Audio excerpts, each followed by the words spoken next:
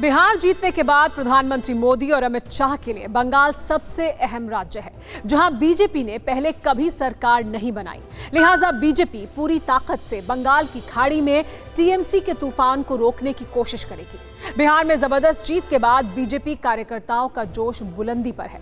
पटना में शपथ ग्रहण समारोह में ऐसा दिखा भी, लेकिन एक तस्वीर जरा हटकर थी। नीतीश कुमार जब 7वीं बार मुख्यमंत्री बने तो सुशील मोदी को क्यों डिप्टी सीएम नहीं बनाया गया, इस रिपोर्ट में देखिए।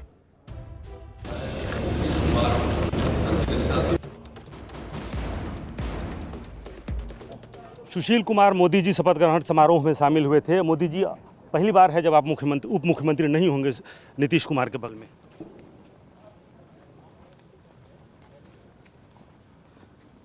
क्या मोदी जी नाराज हैं?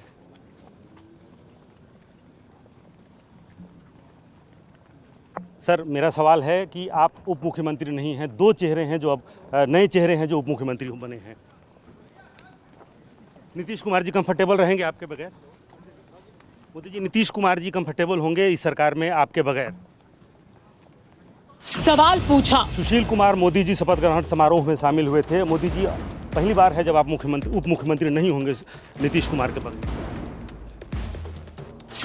बार बार पूछा। सर, मेरा सवाल है कि आप उप मुख्यमंत्री नहीं हैं, दो चेहरे हैं जो अब नए चेहरे हैं जो उप मुख्यमंत्री बने हैं। कई बार पूछा। नीतीश कुमार जी कंफर्टेबल होंगे इस सरकार में आपके बगैर? लेकिन सुशील मोदी खामोश रहे, एक लफ्ज नहीं बोले। ऐसे में सवाल लाजमी था कि क्या सुशील मोदी खफा हैं? इस सवाल का जवाब भले ही सुशील मोदी बेहतर जानते हो, लेकिन नीतीश कुमार बोले। सुशील मोदी को मिस करेंगे? तो भारतीय जनता पार्टी का निर्णय है कि उनके कौन लोग मंत्री पद पर रहेंगे, उप मुख्यमंत्री के रूप में काम करेंगे, उनका निर्णय। क्या उनकी काबिलियत का इस्तेमाल करना चाहिए बीजेपी को? वो तो एक बीजेपी का निर्णय है, इसलिए यह प्रश्न तो आपको बीजेपी से पूछना चाहिए। इस बार दो डिप्टी सीएम मिस करेंगे उनको अपने मंत्रिमंडल। बिहार में करीब 1.5 दशक की राजनीति में पहला मौका है जब बिहार में एनडीए की सरकार बनी। नीतीश कुमार मुख्यमंत्री बने, लेकिन सुशील मोदी डिप्टी सीएम नहीं बने। सवाल यह है कि बिहार में नीतीश कुमार और सुशील मोदी की जोड़ी क्यों टूट गई? बीजेपी ने फिर से सुशील मोदी को डिप्टी सीएम क्यों नहीं बनाया? बिहार में नीतीश कुमार और सुशील मोदी की जोड़ी कुछ इस तरह की बन गई थी कि दोनों के बिना एनडीए की सरकार की कल्पना तक नहीं होती थी। लेकिन जब बीजेपी ने बिहार में सबसे बड़ी जीत हासिल की है, तब सुशील मोदी सत्ता में नहीं है। तो इसकी वजह जानने के लिए बिहार की सियासत के चंद साल पुराने पन्ने पलटने होंगे। 2014 में नीतीश को बताया था पीएम मटीरियल। 14 के लोकसभा चुनाव से पहले की करें तो उस वक्त जब बीजेपी में नरेंद्र मोदी को पीएम बनाने की मांग काफी जोर शोर से उठ रही थी, तो वहीं जेडीयू ने 2012 में ही नीतीश कुमार को एनडीए के कैंडिडेट के तौर पर प्रोजेक्ट करना शुरू कर दिया था।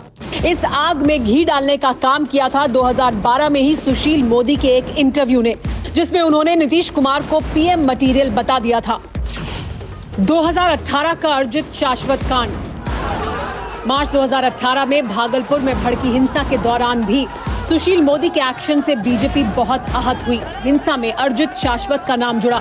अर्जित बीजेपी नेता अश्विनी चौबे के बेटे हैं। अर्जित गिरफ्तार हुए, 14 दिन जेल भेजे गए। नीतीश सरकार के इस एक्शन से बीजेपी नाराज थी। बीजेपी के सीएम पर नीतीश का पक्ष। 2019 में बीजेपी नेता संजय पासवान ने कहा था कि बिहार में बीजेपी का मुख्यमंत्री बनना चाहिए। कुछ नेताओं ने 2020 में सीएम बीजेपी कोटे से बनाए जाने की मांग की।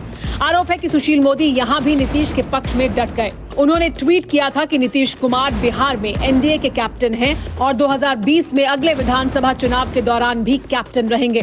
जब कैप्टन चौका छक्का जड़ते हुए विरोधियों को पारी दर पारी मात दे रहा हो, तो बदलाव का सवाल ही कहां उठता है। हालांकि सुशील मोदी ने ये ट्वीट बाद में डिलीट कर दिया था, लेकिन तब तक काफी देर हो चुकी थी।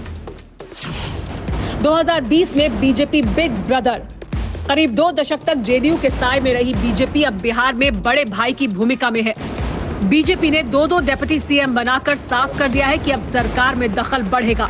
लेकिन पुराने अनुभव से बीजेपी को पता है कि सुशील मोदी के रहते हुए ये मुमकिन नहीं हो पाता, क्योंकि साथ में रहकर नीतीश कुमार के खिलाफ सुशील मोदी नहीं बोल सकते थे। इसीलिए बीजेपी ने नए चेहरों को सत्ता के शिखर पर पहुंचा दिया है। न्यूज टॉप 9 रोज सुबह 7 बजे और शाम 7 बजे सिर्फ TV9 भारतवर्ष पर।